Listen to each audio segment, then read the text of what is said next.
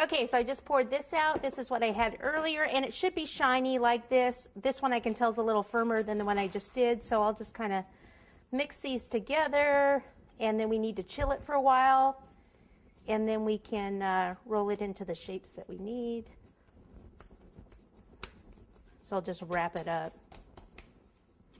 Let's see if I roll it into a shape right now, it'll probably just kind of sink down a little bit. So if I wanted a round ball, it would, I mean, it'll kind of hold shape, but it will sink down a little bit. So it's best if it's just chilled a little bit more. Okay? All right, so I'll just actually pop it back in here, put some plastic wrap over the top. And that'll be it. Okay, so that is for the cookie recipe.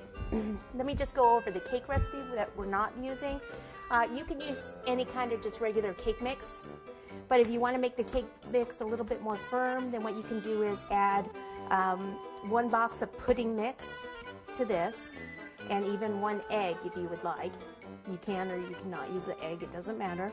So you want to bake this and then trim off the top and the edges, usually after it's baked, crumble it up, and then use a 1/2 cup of your favorite buttercream. Okay, and just mix it together, and then it's kind of like this. You would chill it and then roll it into the shapes that you like, and that's pretty much it. Okay, but this one's great because you don't have to bake. It's a lot quicker, the kids can help you do it, and it's a lot of fun.